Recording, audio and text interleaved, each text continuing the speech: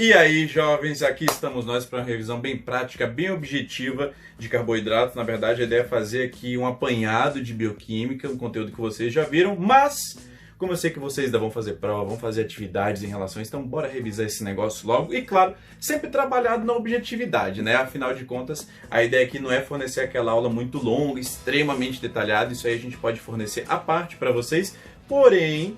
Agora eu quero que vocês tenham uma compreensão ampla comigo do que é esse conceito de bioquímica. Nós vamos estar estudando a composição química dos seres vivos. Como que a química e a biologia vão estar ali se entrelaçando, vão estar namorando naquele momento ali para estar gerando essa composição química da vida. Dentre essa composição química, alguns elementos acabam se destacando. Dentre eles eu posso colocar para vocês os famosos carboidratos. Tio, professor, Diego... Fulano, eu não sei como é que vocês me chamam, mas enfim. Como que a gente pode definir o carboidrato, para quem não lembra? Para quem não lembra, eu vou lembrar para vocês, não se preocupem não. Eu vou lembrar e aproveitar que eu já vou comendo um pouco aqui também, tá? Carboidratos, a princípio, seriam as massas que a gente conhece. Olha esse hamburgão aqui, que louco, cara. Tem aqui um bolo também, ó. Tá interessante essa aula de carboidrato, tô gostando dessa aula. Essa aula tá bem prática. Tá bom, viu, o bolo? Falando isso, é muito bom. Mas vamos lá. Vou falar de boca cheia mesmo, viu, gente? Comigo não tem dessa, não. Ó, carboidratos. Eles vão ser a principal fonte energética das células mesmo. Vou ter que comer primeiro. Daqui a pouco eu volto. Pera aí.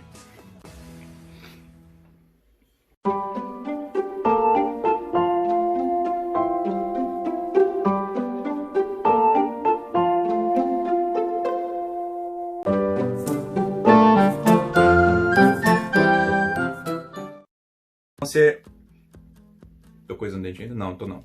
Bora lá. Eles vão ser a principal fonte energética dessas células, tá? Essa ideia de ser a principal fonte energética das células, ou seja, traz para mim a seguinte conclusão. Os carboidratos são que trazem é sacanagem. São que trazem energia para o meu corpo. Essa história de trazer energia para o meu corpo já me dá meio que uma informação nutricional bem interessante aí. Cerca de 50% a 60% de tudo que eu consumo ao longo do dia deve ser carboidrato. Eu tenho várias fontes de carboidrato, as massas em gerais, os grãos também podem entrar nisso daí, tá? E a ideia do carboidrato é realmente fornecer essa energia pra gente. Tanto que quando a pessoa está com uma ingestão muito baixa de carboidrato, isso aí vale para aquele pessoal que se adere àquelas dietas meio loucas, uma semana só de salada, uma semana só de sopa, e aquela sopa bem mais aguada mesmo, sem macarrão, sem ser aquela sopa encorpada, que você toma na casa da tua avó, sabe? Essas pessoas acabam tendo uma baixa eficiência energética. E aí que você vê a pessoa desmaiando no meio da academia, desmaiando no meio do corredor da escola, esse tipo de coisa. Então evitem fazer isso. Por favor. Vocês estão tendo conhecimento técnico, não vão me fazer um negócio desses daí, tá? Mas enfim, esses carboidratos vão ser a fonte energética para as células, logo abastecem o metabolismo do nosso corpo com essa energia que vai estar agregada a eles. Vão estar classificados em 3 tipos básicos. Monossacarídeos, que é só uma única molécula, tá? De carbono, por isso monossacarídeo, tá? Esses monossacarídeos não podem ser hidrolisados em compostos mais simples. Exemplo, hidrolisado quer dizer que ele não vai ser quebrado, tá? Exemplo, glicose, frutose, ribose e galactose. Então esse carboidrato é interessante para mim porque ele vai estar ajudando a fornecer outras moléculas, outras fontes nutricionais para o meu corpo. E, claro, ele vai estar ajudando na formação do quê? Pensem bem, eu falei o nome aqui, ó, ribose. Se eu estou falando de carboidrato, ele vai estar atuando na formação de DNA e de RNA também. Essa composição estrutural ali das moléculas, ele vai estar presente, tá? Então, tenham sempre consciência disso. Os carboidratos vão estar presentes nisso daí. Um outro tipo de carboidrato que eu vou ter também seria o disacarídeo. Ele vai ser composto por 2 monossacarídeos, pelo que o nome já fala, disacarídeo, né? Um exemplo seria maltose. Maltose, para quem não lembra, a gente pode ver maltose na cerveja, por exemplo, tá? Glicose mais glicose, sacarose e lactose. Sacarose é açúcar, tá? Para quem não lembra também. E um outro tipo de carboidrato que eu posso ter seria o polissacarídeo. Esse polissacarídeo é uma molécula muito maior, ela vai ter 3 ou mais monossacarídeos. Por ser uma molécula maior, ela vai demandar de uma quebra energética maior também. Um exemplo seria amido, glicogênio, a própria celulose, tá? Em alguns casos a gente não vai conseguir quebrar isso. Um exemplo bem claro é a celulose. Nós não vamos conseguir quebrar essa celulose. E aí você me pergunta, professor, onde é que está essa celulose? É uma estrutura vegetal. Por exemplo, quando você come couve, você vai lá no banheiro, depois você olha lá para o que você fez, para a tua obra, para não falar outro nome, tá? Cocô. É simples. Quando você olha ali, você vê que a celulose está presente ali, as folhinhas do couve, as tirinhas de couve, elas não se dissolveram. Por quê? Você não conseguiu quebrar essa celulose.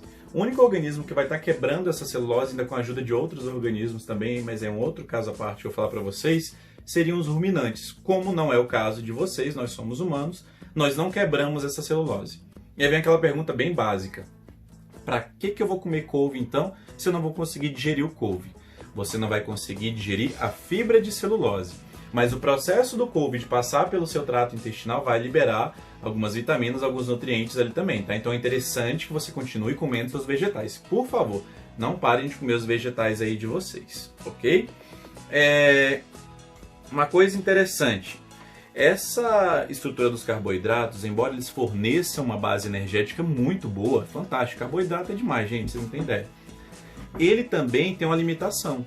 Não é para você sair comendo carboidrato em excesso. Em resumo, bem objetivo mesmo, quando você consome o carboidrato em excesso, seu corpo começa a querer armazenar aquele carboidrato. E aí, o que rola? Você acaba começando a ter acúmulo de gordura em determinados pontos do corpo. E a longo prazo, todos nós sabemos que esse excesso de gordura não vai te fazer bem, não vai fazer bem para a sua saúde. Não é uma coisa muito adequada, nem muito recomendada. Um dos motivos é porque o pessoal muitas vezes fala, poxa, mas isso é uma reserva, professor, essa gordura é uma reserva.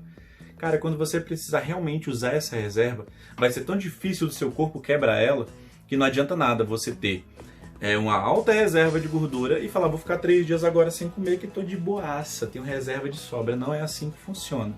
Seu corpo não é um robô, você não é uma máquina autômata, pelo contrário, você é a grande máquina viva, é que a gente costuma dizer. Então, para quebrar isso, demanda de muito mais trabalho, vai demandar de muito mais energia, que como você não vai estar ingerindo energia, sua situação fica um pouco assim, posso dizer, complicada, ok?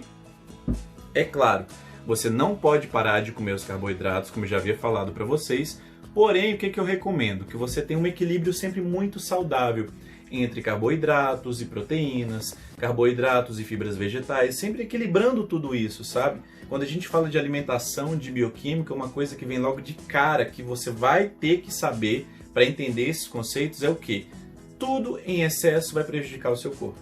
Nada do que você consumir aqui pode ser em excesso, pelo contrário, tudo que você consumir nessa estrutura aqui, para o seu corpo, na verdade, você vai ter que consumir em quantidade moderada. Tudo que for exagerado vai te dar algum problema depois, ok? É só falar a definição exata, química e biológica, né? O carboidrato vai ser uma macromolécula formada por carbono, hidrogênio e oxigênio. Fórmula geral vai ser CH2ON, tá? O N fica à parte, tem um parênteses, ok? E o N fica do lado de fora. Em geral é isso, tá? Você vai ter o carboidrato presente em muita coisa ao longo do seu dia a dia, na sua alimentação, você vai achar ele em várias fontes específicas. Então, quanto mais variada a sua alimentação, maior a chance de você consumir esse carboidrato em a quantidade adequada, inclusive. Por quê? Você está variando sempre, você está alternando sempre ao longo do dia. Agora, muito cuidado. Por exemplo, arroz é carboidrato. Não adianta você falar, caraca, eu preciso de carboidrato, eu preciso de energia. Vou comer arroz a rodo. Não é assim que funciona. Tudo vai ser de acordo com o seu gasto energético, com a demanda do seu corpo. Vou pegar um exemplo aí. Tem um nadador famoso, que eu não sei se eu posso falar o nome dele por causa de direitos autorais. Enfim, na dúvida não fala, né? Ele deu uma entrevista há um tempo atrás aí, e ele falou que quando ele estava competindo em Olimpíadas, hoje ele já está aposentado, ele chegava a comer cerca de 15 a 20 Big Macs por dia. Tem noção do que é isso, cara? É muito hambúrguer. É uma bomba de carboidrato, entre outras coisas que nós vamos ver ainda, dentre elas lipídios. Mas é muito carboidrato. Agora, por que ele consumia isso tudo? Gente, ele passava o dia nadando, ele queimava tudo isso ali no treino físico dele, mesmo quando não estava competindo durante a prova. Ele continuava treinando o dia inteiro. Então, para ele era necessário. Não vai você tentar de fazer isso que você vai passar mal. Não vai dar muito certo com o seu corpo, ok? Então, só para fechar, carboidratos são o quê? São macromoléculas formadas por carbono, hidrogênio e oxigênio. Função principal deles? Energia. Fornecer energia para o seu corpo. Divisão: monossacarídeo, disacarídeo e polissacarídeo. Pronto, cara, você já matou um pouco dos carboidratos aí. Agora é só pegar todo esse conhecimento de revisão e aprofundar para você ir bem nos testes. Valeu, gente!